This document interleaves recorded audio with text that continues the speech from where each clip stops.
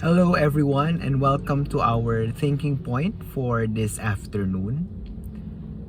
Today, I'd like to talk about a subject which perhaps many of us have already felt and experienced in the past couple of years. It's not exactly a groundbreaking or a novel topic, but it's the thought and the feeling that we are collectively losing our humanity. We are losing what it means to be human. A few years ago, I think it was in 2020, there was an article by the French sociologist and philosopher Jean Baudrillard, where he noted and explained the phenomenon of dehumanization and depersonalization. Not exactly new topics, they're not new concepts, but essentially what he emphasizes and stresses in his paper is that the rise of social media and basically the rise of consumerism in the past few decades have led to the gradual, it's not a sudden thing, the gradual and the slow burn loss of what it means to be human.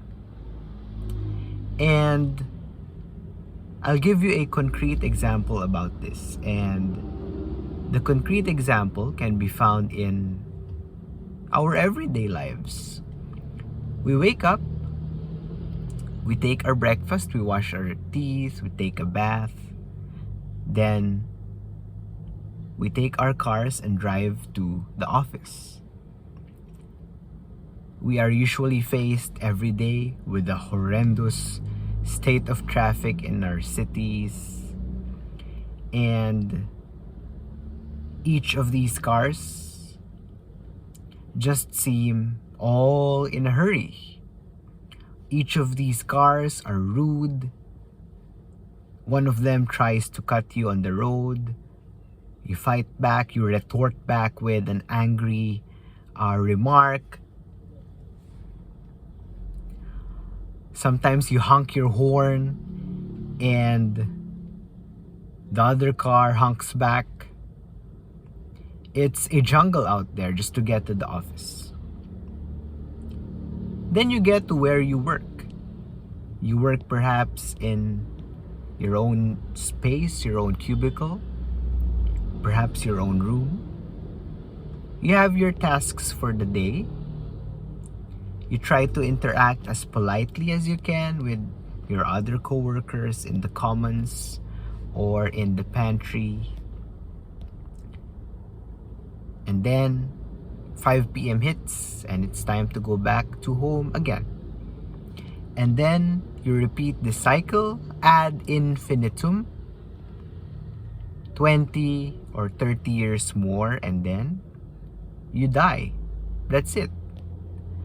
That's what life has become. It has become repetitious. It has become routinary. In philosophical parlance, it's what they call banal, B-A-N-A-L. And basically boring, to put it bluntly.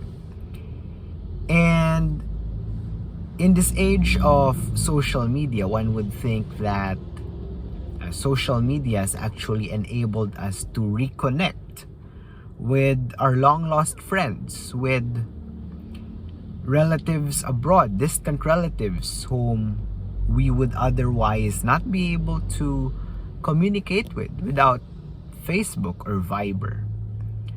But Baudrillard argues that, on the contrary, the nature of social media has degraded the quality, not the quantity, of course, the quality of human interactions. Because it's not really genuine human interaction to just send emojis remotely to one another without even seeing the face of the other, without even hearing the voice of the other. It's not genuine communication to just send memes and trade memes all day long. And it's a common concept that perhaps we are slowly losing our sense of humanity, but to many people, they would argue and say, so what? Who cares? And it's a common reaction because our gradual sense of losing our humanity is not sudden. It's a gradual and slow burn process. You just wake up one day and realize that you have already lost what it means to be human. You're just a machine. You're just a worker.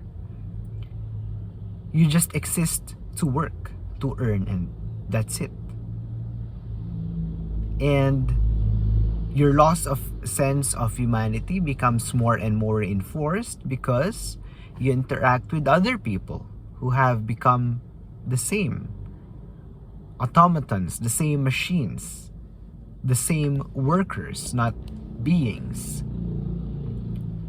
And as with many other changes, as with all other changes rather, what can we do? I think everything starts with awareness. And this is a good first step. It's a good first step that we recognize that we are slowly losing what it means to be human. And then we'll take it from there. Well, that's our thinking point for today. Just some random rambling again. Thank you very much for joining me today, and I wish you all the best and stay safe.